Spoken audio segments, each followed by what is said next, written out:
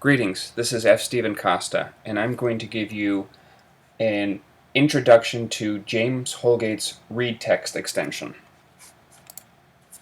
Now, text-to-speech is this great technology that affords our students so many things, and it's truly an underutilized technology.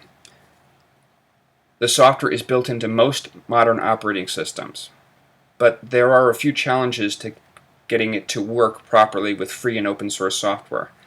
It's particularly true of both LibreOffice and the OpenOffice suites. Using the built-in text-to-speech technology, we'll read non-printing characters like tabs and font changes and sometimes page breaks. And this is truly very confusing and actually frustrating for some learners. The easiest solution is to use the built-in extension technology built into these suites, and James Holgate has made an open source extension called ReadText. It restores the proper text-to-speech functionality, and it really simplifies the whole process of using it.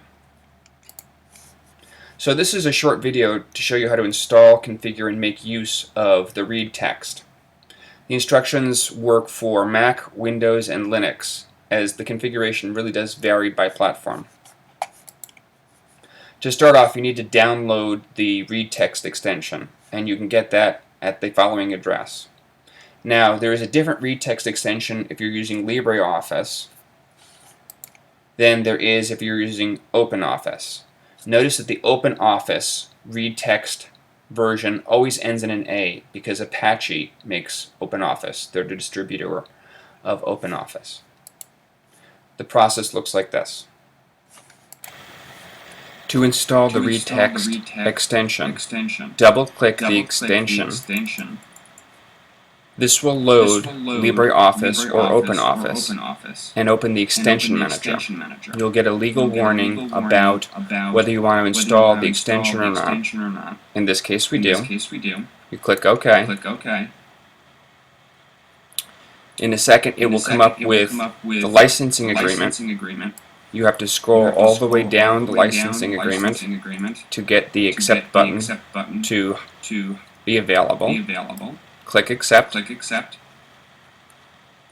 and then close the extension manager.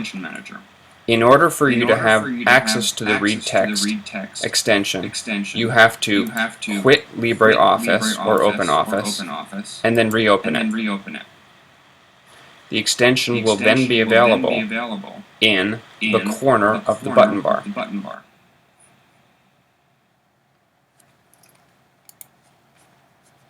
Adding text-to-speech for Windows clients uses the built-in WScript application, and the configuration looks like this. Truly, this is more complicated than it actually is, as these are all the default settings. On a Mac, it's actually a little bit easier, but it uses the built-in Say application, and the configuration looks like this. Again, these are all the default settings. Unfortunately for Linux clients like Ubuntu, the process isn't quite as simple. One has to install the eSpeak application because it's not built in. It has to be installed from the terminal because the built-in software application doesn't install eSpeak. And it works something like this. In the terminal, you're going to enter in the terminal command, sudo apt-get install eSpeak. You're then going to have to authenticate with the login password. It's a small download and install.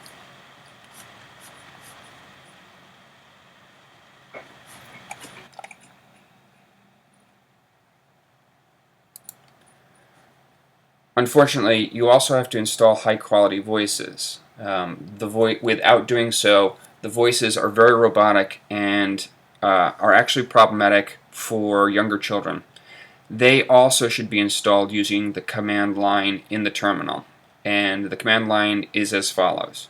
Sudo apt-get install Ambrola, Ambrola-en, and Ambrola-us.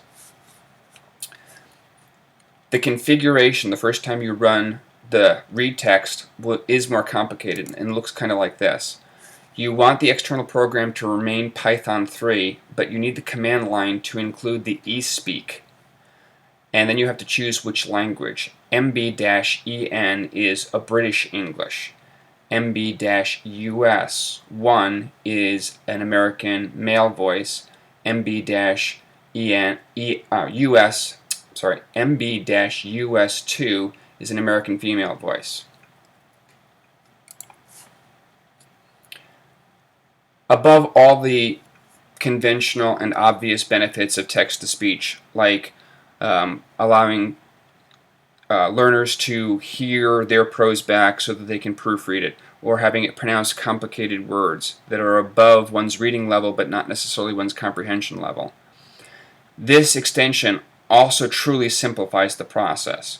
There are no contextual menus, there are no keystroke combinations, and if you want to go through the configuration, you really have exacting control over the speed of the voice and the characteristics of the voice. You can change the gap between words and between sentences. You can speed up the diction of the words.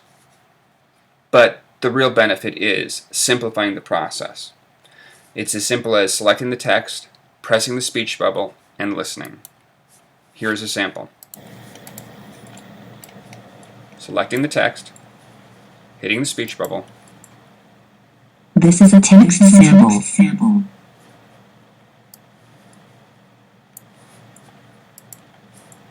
The quick brown fox jumps over the lazy dog.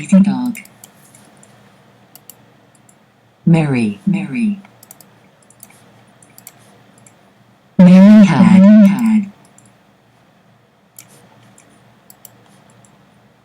had a little lamb.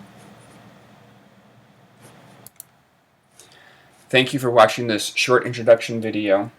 Please do check out this amazingly potent and simple extension. Listed below is the site and where the updates are listed and the configuration information is located. Below that are where you can download the extensions themselves. Thank you kindly.